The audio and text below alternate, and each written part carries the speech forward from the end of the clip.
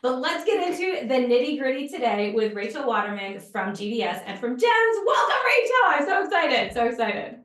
I am so super excited. This research is like way more intense than what we did the previous year.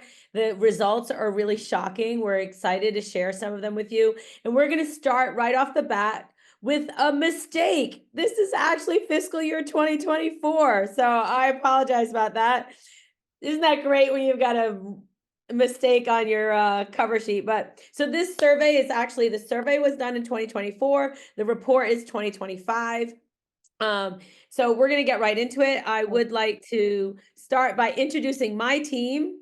And I know I've got my little pictures in front because I like to see people's reactions.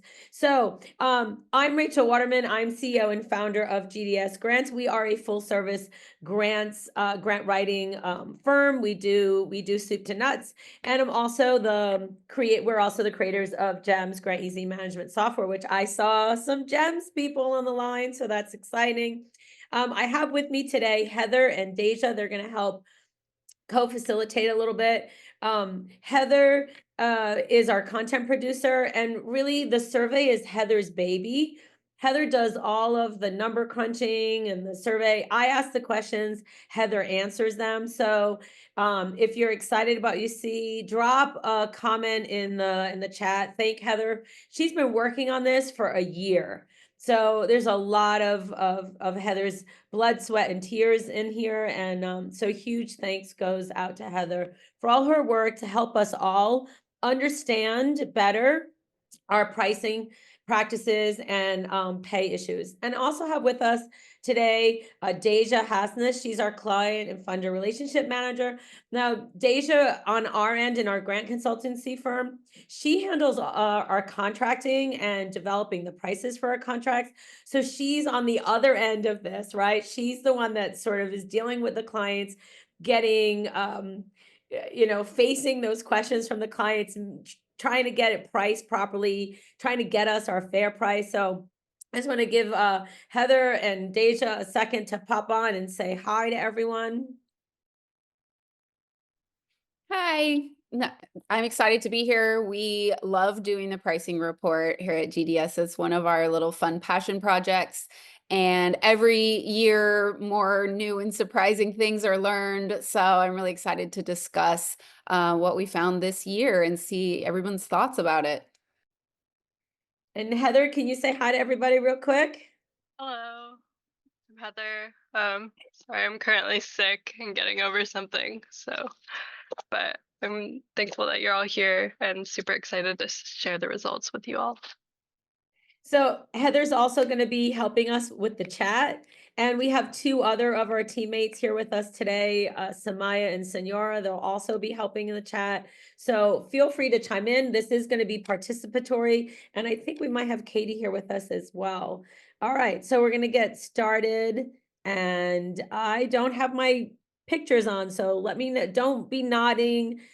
Put your comments in the chat for me. Help me out so I don't feel like I'm talking to the great big wide abyss. Okay, so disclaimers. I'm going to let you take a quick look at that, but basically, this report is intellectual property of GDS. We work really hard on it. We spend a lot of money to do it. So if you're interested in getting a copy, you can purchase it. We'll have that link. We'll share it throughout this whole webinar. And also, if you want to get it for free, take the survey. Everyone that takes the survey gets a free copy. So if you missed that this year, you can get in on that next year, and you can buy it this year. We also have a little special gift surprise opportunity for those of you who hang out with us. We'll talk about that a little bit later. And I just need to get this out there that this webinar is not telling you what you should charge for your work. If that's what you came for, that's not what you're going to get. We're going to talk to you about pricing models and things people consider and how to calculate your rate, but we're not going to tell you what your rate should be. That would be considered price fixing, and that would get me thrown in jail. So we don't want that to happen, because I need to be around here to do the next year's pricing survey. So just a little bit about GDS Grants. We, as I said, are a full service grant writing grant writing firm. And our sort of perspective is about providing access to grant writing and grant management, funder research to people so that they have opportunity to get access to the resources they need. And we are really big on data. We are a data-driven firm. Everything we do is about program monitoring and evaluation and calculating impact and helping our clients use their data to tell their stories.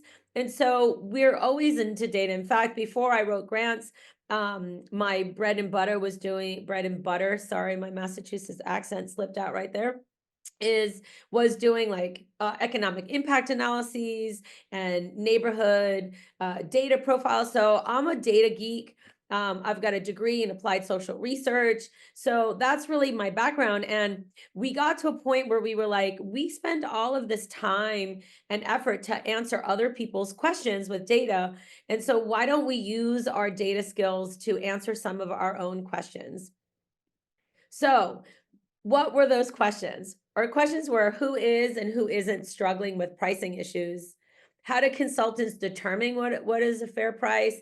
And who's getting fairly paid for grant consulting work? Those are kind of like the overarching questions that we look to answer. And why did we want to answer those questions? Well, because Deja and I, we were dealing with stuff from clients. We're in the thick of it. We're grant writers just like you are. And we were, having people complain about our prices or not wanting to pay us or not wanting to, challenge what our prices were. And we were wondering, like, does this happen to everyone? Are we charging correctly? What is a fair price? So we started asking these questions and we were like, instead of the two of us commiserating every time we had to do a new contract and trying to figure it out, we're like, let's ask if other people are having some of these issues too. And Deja, feel free to drop, pop in if you feel like I'm missing something that I should say, just cut me off. Okay, so that's kind of where we came from and where this started. But now this is the second pricing survey report that we've done. And it's really interesting to be able to start to see the data over time. So I want to start by getting to know you guys a little better. We talked a little bit about who we are. So I'm going to ask you guys, now it's time for the participation part to begin. I'm going to ask you to put in the chart all of the true statements that apply for you. So A, did you participate in the survey? B, you've seen workshops with us before, so you just had to be here. C, you're a data geek like me and just super excited about research. Or D, slightly data curious, but you're a Holly's fan, so you're here anyway. So if you're all three, do A, B, C, D. Only one, do it. Just put in what you are, and I'm going to ask Heather to kind of let us know what we have in the room so I get a feel for who is here with me, because I want to know who's here with me so I can talk to you all. So mostly C's and D's. We have a couple of people who did take the survey. If you did take the survey, it's in your email. Just got emailed out maybe an hour ago. So check your emails. Excellent. So we've got a lot of data geeks. That's really exciting. Well, I hope you get to geek out on this data. We have a lot to share with you. And remember that in this presentation, we are releasing the data right now. In fact, even my own team hasn't seen it up until now. Just Heather and I know what's the secrets that it holds. But this is really only a little bit. We only have an hour or so to talk about some of these data points. So if you really are a data geek, you're going to want to get into and seeing the whole report. I think last year's was like 28 pages or so, Heather, right? And this year's is like 45 or something. I don't know if I have that exactly, but it's a lot it's like bigger. 43, I think. It's much more exhaustive and detailed. We asked different questions this year, so we got some different insights. It was great. And actually, I lied. Deja's seen it too because she proofed it for us. I have seen it, yeah. I just forgot. saw it yesterday, though. It was very highly guarded until yesterday. I got to see it, so I'm excited. We are excited to share with you. Okay, so now this stuff becomes important. Are you a owner of a consulting firm, a freelancer, or a subcontractor? So a subcontractor, you work for another grant consultant. If you're a staff grant writer, you can throw in a D, but we asked those three roles because those were the people who took the survey. This survey is for independent grant professionals. And this year we took the time to define that down because we realized that depending on the role you play really colors kind of the perspective you have. So we have in the survey owners of consultant firms, freelancers, so people that work directly for clients but don't really have any don't have any staff, and then we have subcontractors. Somebody's marking, what the heck is that? Hi, Lisa. Somehow Lisa's able to, is everyone seeing that red X on my thing? There you Yeah, go. Thank you. there you go, thanks. All right, thanks. All right, so tell us A, B, or C. Who are you? Heather, what do we have? We're kind of even all across the board. That's exciting. Well, good. Then there'll be something for everyone today. All right.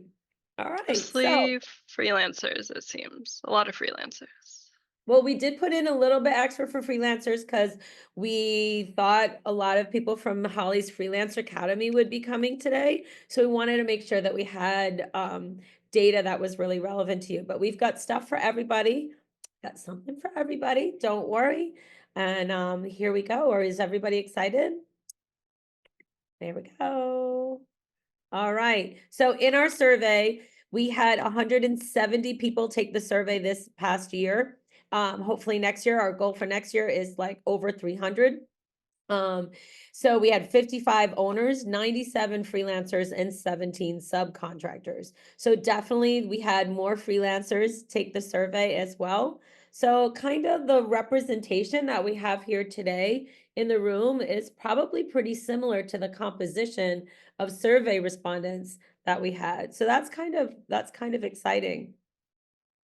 Okay, so the first survey we had 116 respondents. I actually think we had 170, but 168 of the surveys were included. There were reasons that two weren't included in the answers. An average of 13 years of grant writing. I think the median though was 14. So we have a lot of experienced people that took this survey, but only an average of 4 years in consulting. So here's some general information about the people who took our survey. We had people from 38 states, almost every state, as well as 6 countries. 6 countries does not include the US, so technically 7 countries. All right, so these are the things that we looked at. Like I said, this survey was a lot more in depth and we wanted to understand the relationships of things and why or what was impacting pricing and pay issues. And so we looked at people's role, as I already said, owners, freelancers, and subcontractors. We looked at gender.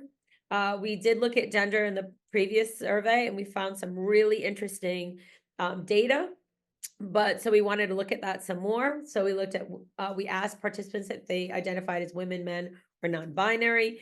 We drilled it down of whether or not people were full or part-time and whether they were paid as W-2 or 1099 employees.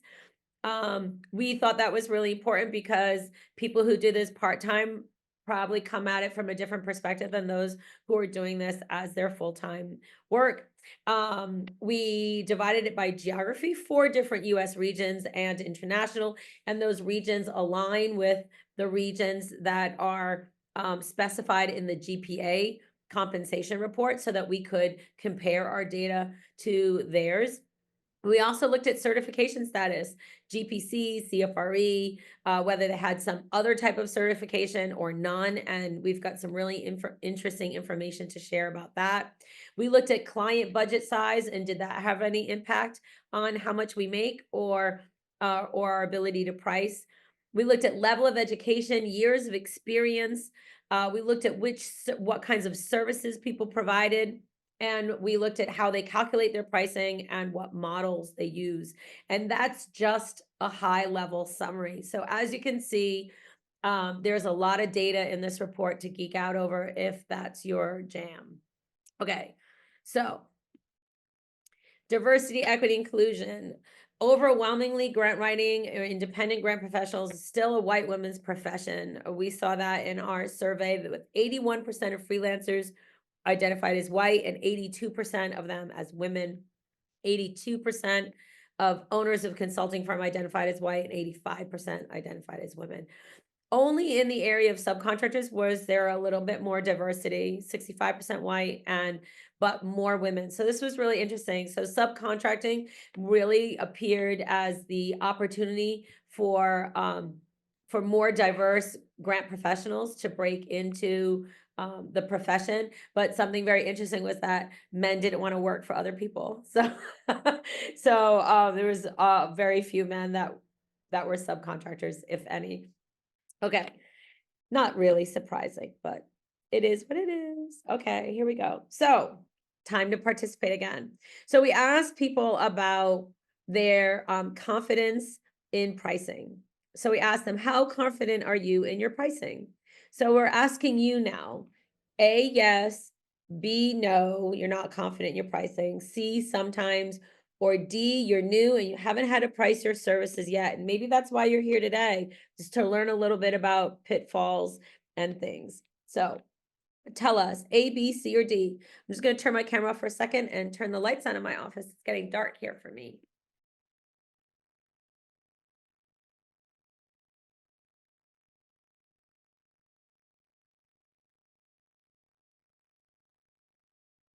So what do we got, Heather? Fair amount of C's, so a fair amount of sometimes, a fair amount of D's, a fair amount of new people who haven't started pricing yet. And we got a few confident. Great. Well, aren't you D's lucky to be here? I wish I had something like this before I had to start to price my services. Would have saved a lot of trauma. And sometimes I think that's a pretty common answer. So depending on the situation, we might have different levels of confidence. So hopefully we can help move some of the C's over to A's. And those of you who are A's, let's see if this information we provide you today increases your confidence, or maybe it'll rattle it. Let's see. Okay. So 45% of our respondents said they're confident in their pricing services. However, that means that over half of the grant professionals are not confident in pricing their services. And that's really where we're going for this. We want to make sure that we're able to support people in getting there. So this was actually a lot higher than the year before. I really attribute that to Holly. Thank you so much, Holly. Holly, Meredith Noble, a few other leaders in the industry who have really sort of been championing this concept and talking more about pricing and fair pay. And so I'm really pleased that number, it went from the teens up into the 40s. But we have a lot of work to go and a long way to go. Okay, so how about, do you scale down services when clients request a lower price? So tell me, A, yes, B, no.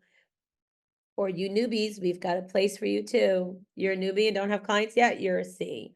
So do you scale down services if a client requests a lower price? My phone has been recording me this whole time. And I would add, Rachel, now what do you have in your policies? What do you actually do? Right? Yeah. That's a very good point. Sometimes we think, no, I would never, but if you've ever been in the position to do it, you know, you might be an A if you've ever caved.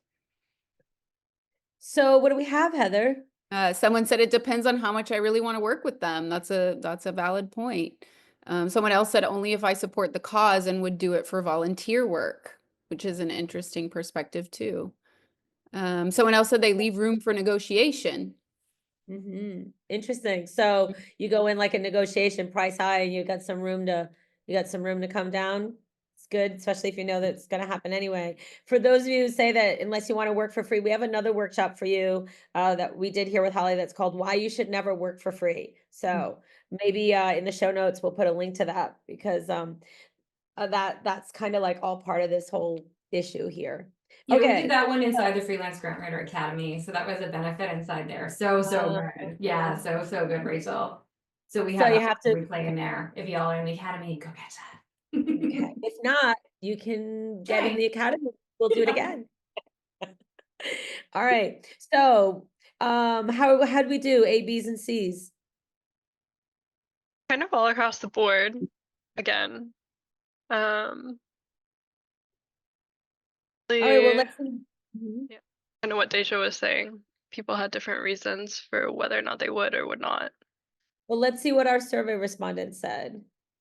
So, a third of owners could scale down their services.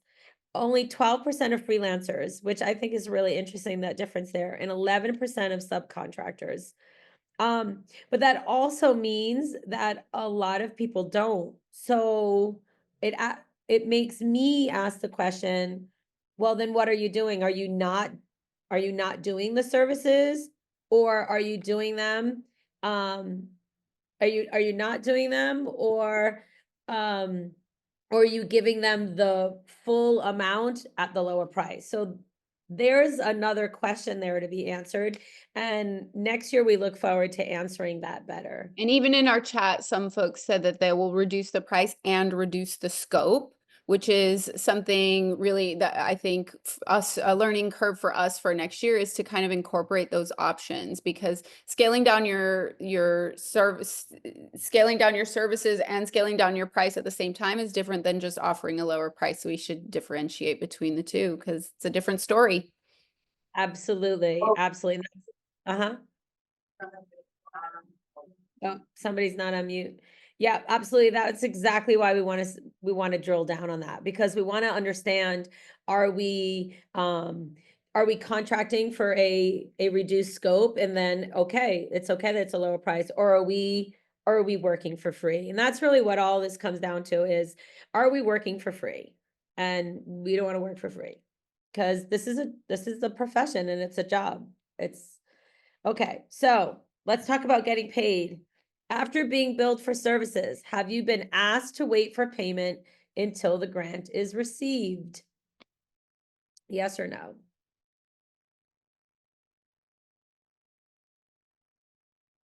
All right, Heather, whenever they come in, you let me know what it says. There's a lot of no's, actually. That's really great. Yeah, that's really good. And I know in our contract, Maybe some people are interpreting the question of, do you do that? But I think your question is, have they, the nonprofit, asked you? yeah. Right? So after you bill for services, has the grant seeking organization that you're working with asked to pay you after the grant is received? So you're not asking what the person here is then replying to, but just the nonprofit asking. Correct. So we were really surprised at the results that we got. I know in our contracts, we include that, the statement of ethics from GPA saying that we cannot, work on commission, and, that our work is rendered and it's paid and all that stuff. But we were really surprised to see that 39% of owners have been asked to wait for payment until a grant is received.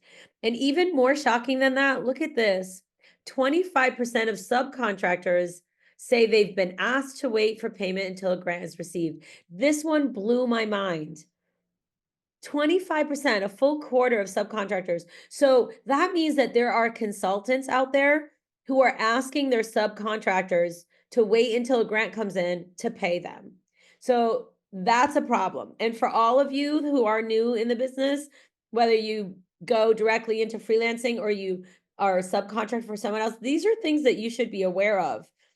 I was really, really shocked about this. What do you think about that, Holly? Yeah, that's shocking to me that subcontractors, or the people that hire subcontractors would do that to them, because they're also grant writers, so they shouldn't do that in their own business as far as wait till the grant is awarded, because what if the grant isn't awarded? They're still doing the Exactly. work. right? And we should always get paid. Like we talk about that all the time. Don't get paid on commission. And this is kind of that commission-y piece, right? That vibe. And we're like, don't do that. Like that's unethical on so many levels. Yeah. So it's weird because then that's a mindset issue for the grant writer that's hiring subcontractors potentially. Yeah, something to and kind of look it's at. really crazy. I mean, if as a consultant, you're willing to accept that, that's one thing, but why would you then expect your subcontractors to accept that? Yeah, they're still So going to work. They're still doing work. Yeah. absolutely. So subcontractors, all you subcontractors out there, watch out for this and don't accept it. And maybe we need to ask when you start to work for someone, when you can expect to get paid. Okay, gender gap. So here's some really interesting things. We brought you some highlights of the gender gap. Women were the least likely to feel underpaid. Now, we don't know if that's because they are more fairly paid or if they feel less deserving of more pay. That's not really clear, but they were the least likely to say that they felt underpaid, although they struggle to charge a fair price and feel their work is undervalued at similar rates to men and non-binary respondents. So we thought that was really interesting. Here's a really interesting one. Zero men reported being asked by clients to be paid only after the grant is received. Non-binary respondents scale down their services when clients asked to pay less at rates much higher than men and women, nearly twice the rate that of men and over 3 times the rate of women. So non-binary respondents, if you're here in this call, I hope that you're also scaling down the scope of work in alignment with that reduction in price. And men are the least satisfied with the money they're making with their grant services. Only 6% say they're making great money and have no issues with pricing services. For women, the rate is over 3 times higher. And for non-binary grant professionals, the rate is over 10 times higher. All right. Holly, you want to say anything about any of that, or should I keep going? I mean, I would hate to say it's shocking. The only thing that I feel like is still a bit weird is women are less likely to feel underpaid.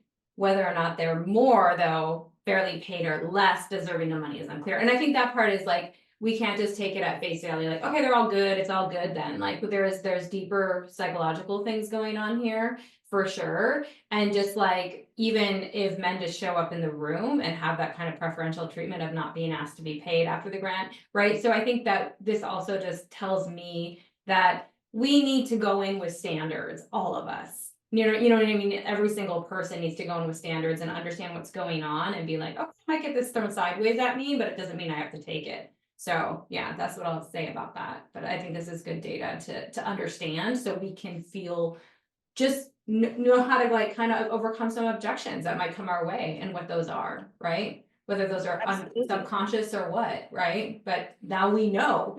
Now we know we got some data so we can kind of prepare. And the men respondents had a lower level of experience than the women. So there's that. Throw that in there for the mix. Okay, so let's talk about getting paid. Have you had clients refuse to pay for services? Yes, no, or lucky you haven't had to deal with it yet. Have you had clients refuse to pay for services?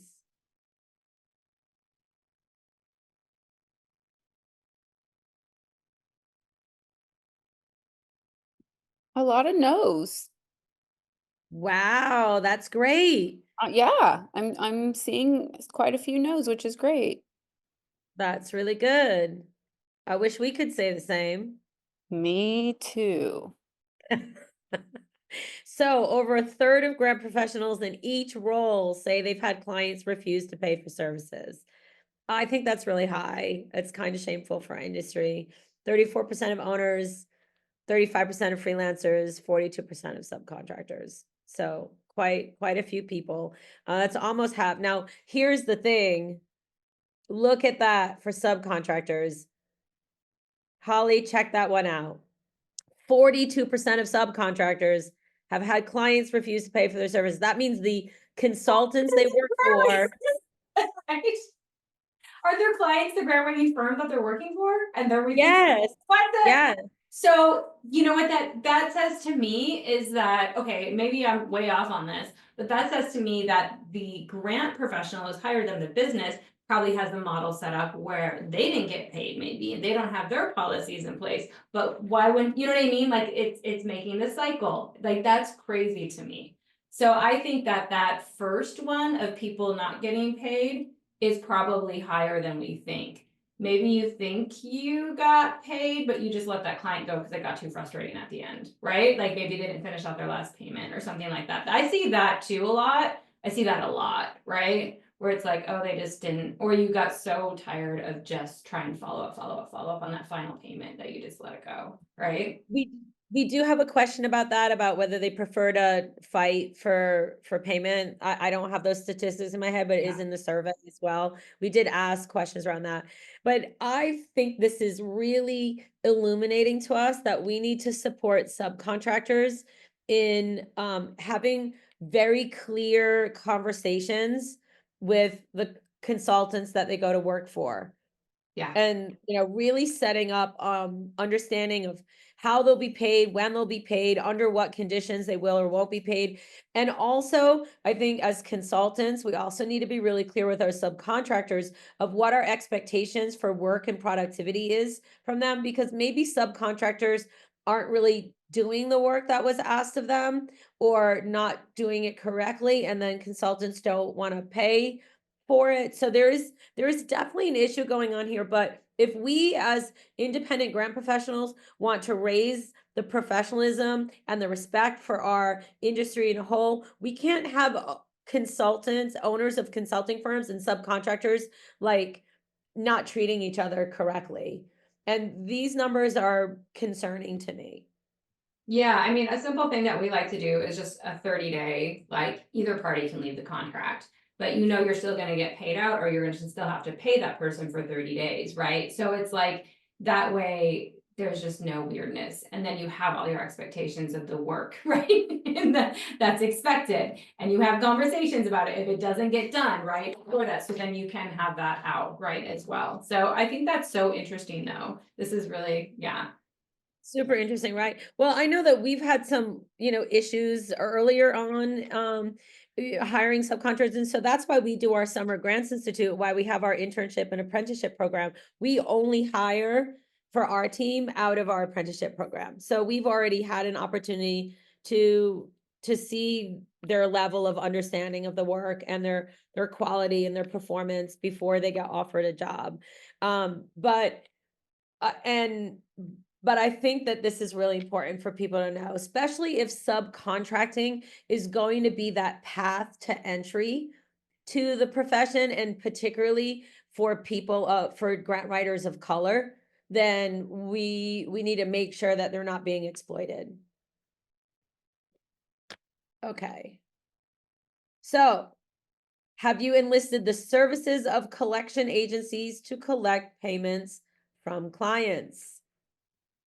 Yes, no, or I'm a newbie and I'm getting scared now after all these conversations. Don't worry, we will help you. So, have you listed the services of a collections agency to collect from clients? Yes or no? And anyone from my team want to help me out? Because I can't see the chat. A lot of no's again. Yeah. Well, Hallie, you're doing your job because your audience is doing better than most. So kudos to you. Ready to see the results from our respondents? Here we go. Nearly half of freelancers and slightly less of subcontractors have enlisted the services of collections agencies to collect from clients. This means, if you look at these numbers, this means more subcontractors have taken action against the consultants who have hired them than consultants have against the grant-seeking clients for payment. So make sure your contracts are good. But this also, you know, what's interesting about this, Rachel, is we're seeing a lot of people saying no in here, like no, but part of it too is like, is it like somebody said, is it worth it? Like, especially if you just have like a small amount left, like, is it worth it to go to that, right? So I think I wonder too is thinking about this going, well, what are the charges? I don't even know what they are. That's like a whole thing to do. And I'm already so busy, right? And they only owe me like $1,000 left or $400 left in that contract. Like, I wonder how many people are also in that like part of, I haven't done that just because it seemed too difficult to do, right? And there were That's some something- folks in the chat who said that, Holly. There were a couple of comments in the chat that said I'd rather spend that time getting a new client who will actually pay their bills than spend time and money, right? Because it costs money Yep. too to hire a debt collector to go after them and then do other, and in the end they take a cut of what you get anyway. Is it really worth it? I think a lot of people cut their losses. Yeah. And it probably also depends on the amount that's outstanding too, I would imagine. Yeah. All of that. So yeah, that's also an interesting question to kind of break down into more detail, because even if they're not going after it, it doesn't mean that they haven't gotten paid, right? You know what I mean? So, Yes. but we Yes. saw that too in the previous question of like, yeah, there's a lot of people who aren't. So interesting. It's interesting, really interesting. And it's sad. It really makes me sad. I really hope that we see better numbers in this next time. And this year was the first time that we did break it down by role. So unfortunately, we don't have data from the first report to look at. This is the first time that we're looking at it from this perspective, and it's really, really eye-opening. Okay, so do you get paid for all hours worked? Do you do more than 20 hours of unbilled, unpaid, or pro bono work each month? Yes, no, or you don't know because you don't track your time. Do you do more than 20 hours of unbilled, unpaid, or pro bono work each month?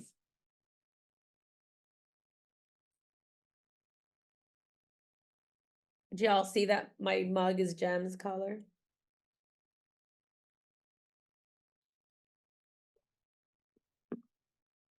What do we got?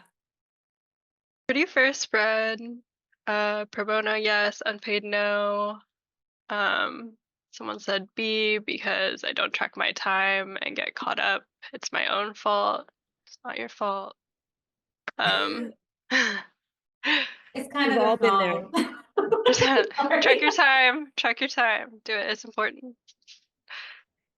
Yeah, tracking time is super important. After the first survey, we realized how many people were working unpaid time that didn't even realize it. And so we implemented a time tracker in the GEMS grant management tool. And it's Deja and I have been working on this for years of like just trying to figure out how much time it takes to administer a contract.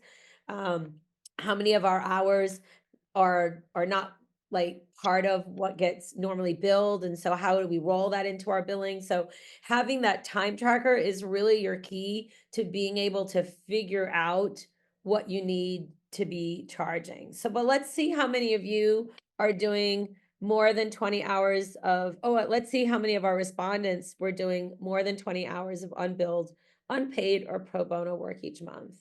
So 25% of respondents said they do more than 20 hours. All right.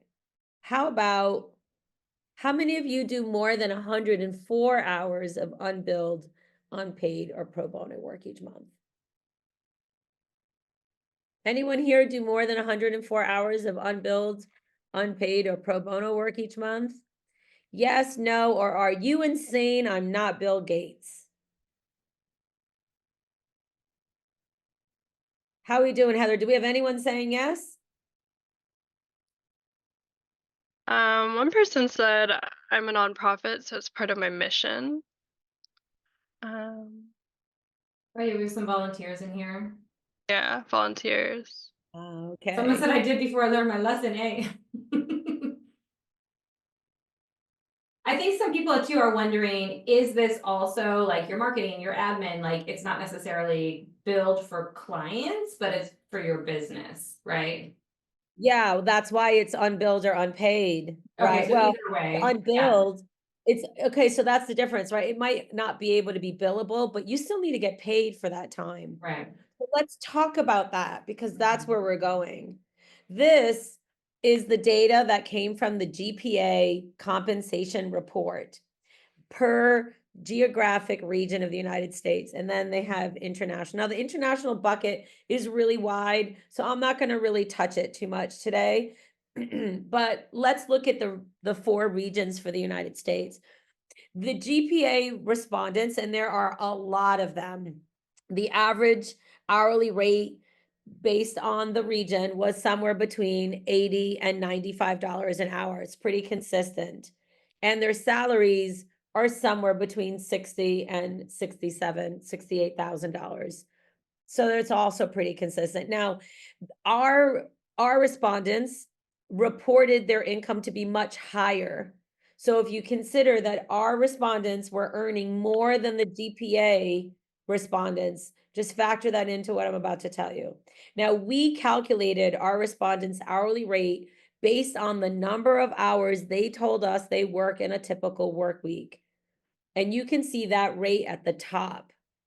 Now, you'll notice that our respondents calculated hourly rate, even though they're earning up to what, 30% more than the GPA hourly rate incomes, twice as much, even though they're earning twice as much, you'll see that their hourly rates are 1/3 to less than a half what the declared rate is by the respondents in the GPA survey. And this is the problem of you just asking people what their rate is. And by the way, I don't know why that's not price fixing. If we're gonna all be touchy about rate, like why can we ask people what their rates are? But whatever, that's another conversation. Anyway, they asked them what their rates were. This is what people say their rates are.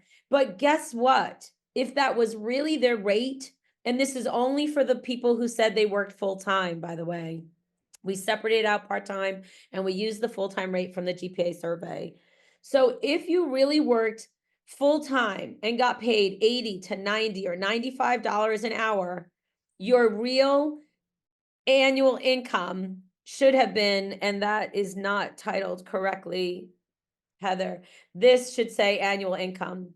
This is actually your annual income, not this.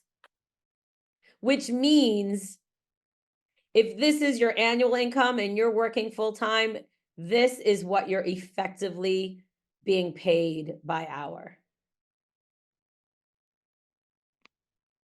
So you might think you're charging $90 an hour, but you're not getting all of you have so many unbilled hours, or for other reasons, you're not getting paid, and your billable rate is not enough to cover those unbilled hours, that effectively, if you're working full-time, you're making $30 an hour.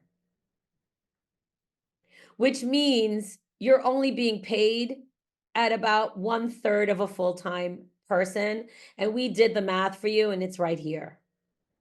So these people who are working full-time are actually being compensated on average 14 hours a week.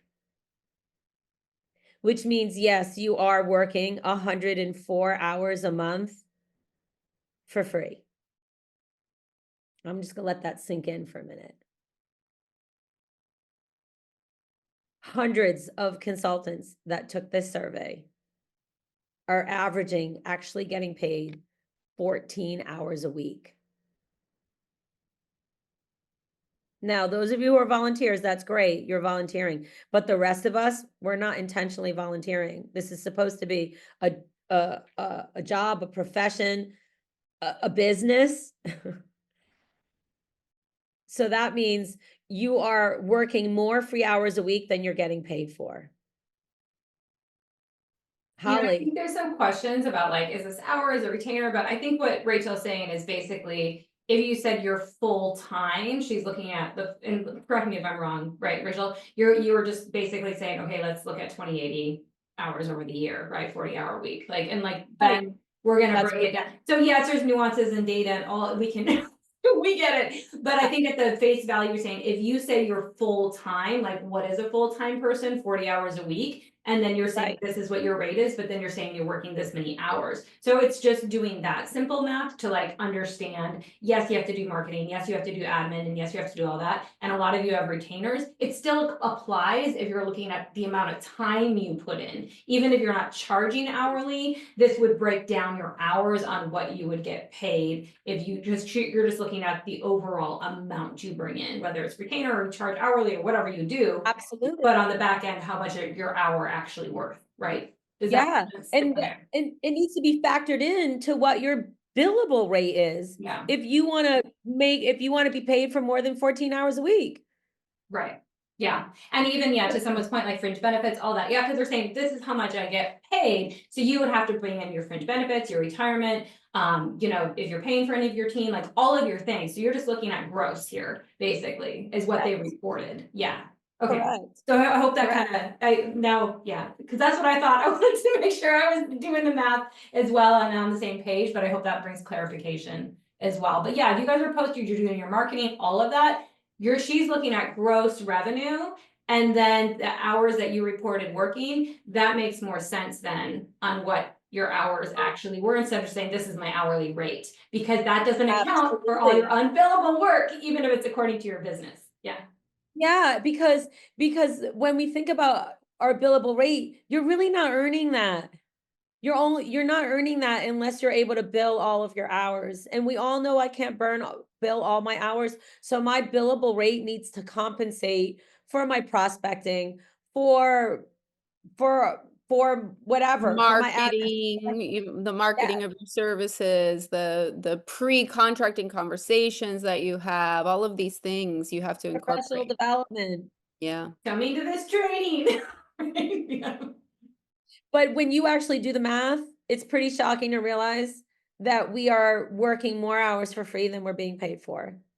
And that's a huge problem, because that's why there's so much burnout right there.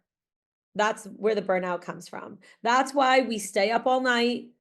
That's why we have more clients than we probably should or need to have, right? Just to be able to bring in the money that we need. So, our research revealed that grant professionals on average are only getting paid for 14 hours of their week. So intentionally or not, grant professionals are working more hours for free than for pay. So that's what brings us to, well, then how should I be pricing my rates? And how do I get fairly paid? So I ask you all, do you feel fairly paid for your work? Yes, no, or you thought so before today?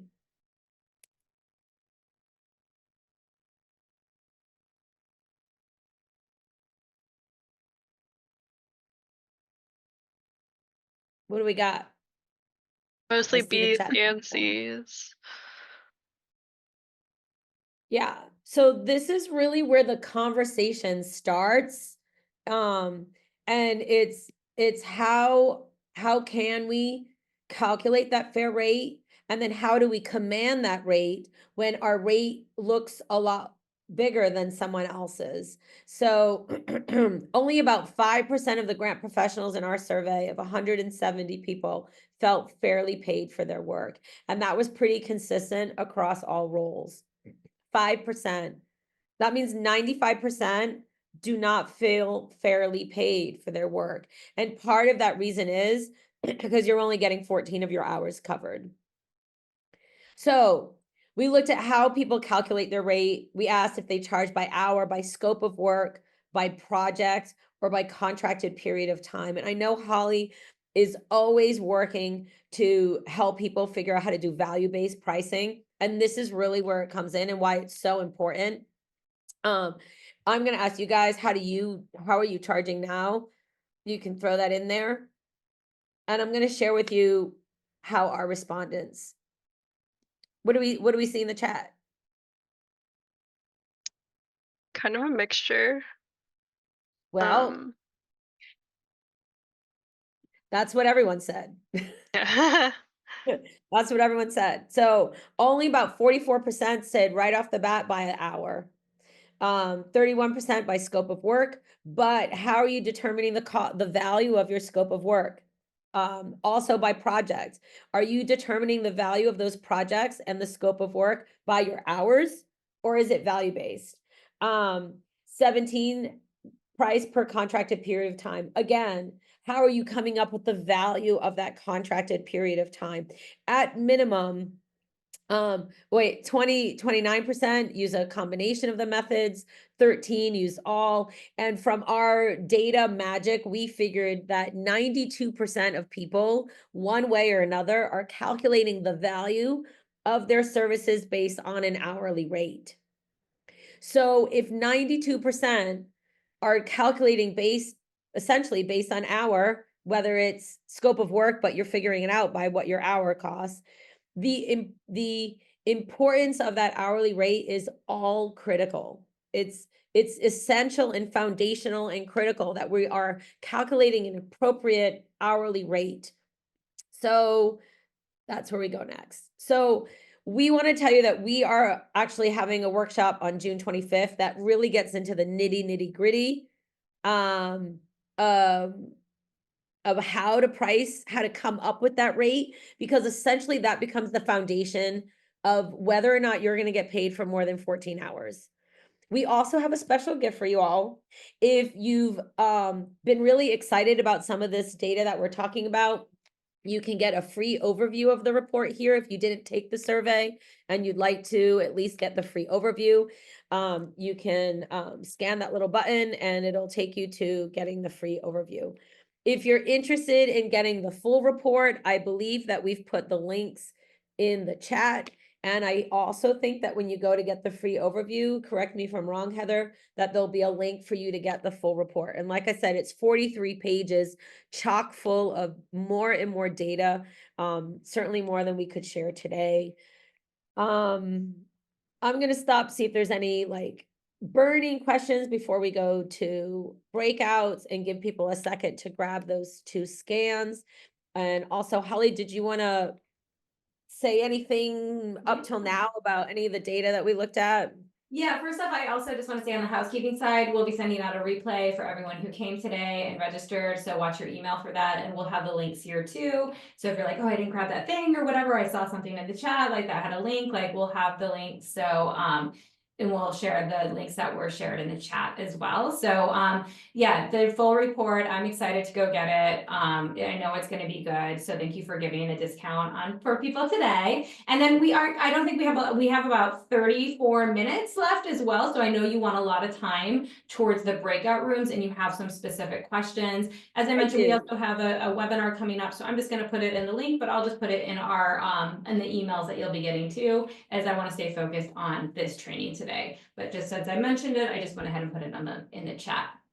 Yeah. And actually, you did just remind me that we actually do have a discount on the full report that's only good for during this workshop. It will die in an hour after this workshop's over, and it's for 25% off the report. The report's only $139. With the 25% off, it's just over $100.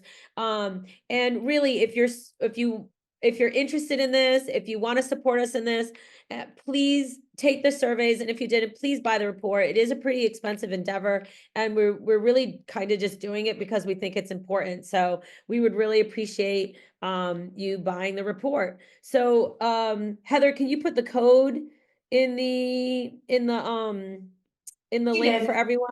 She did. Oh, she is. No. She's Yeah. awesome. We also wanted to make a shameless plug for our Summer Grants Institute before we go to breakout. And that was what I mentioned is like, if you want to come work with us, we run this apprenticeship and internship every summer. We also have coaching. So if you are a volunteer for a nonprofit or working with a nonprofit, you can join us for coaching. You can scan that and all the information will be there. We have a free info session tomorrow where we'll go through all the details, and it runs pretty much from just after Memorial Day to just before Labor Day. So it is 3 3 full months. It's actually 13 weeks, and it has over 50 something hours. I think it's 53 or 57 hours of content, and we are waiting for our CEU credits, so you can get some CEU credits too. I just don't know exactly how many.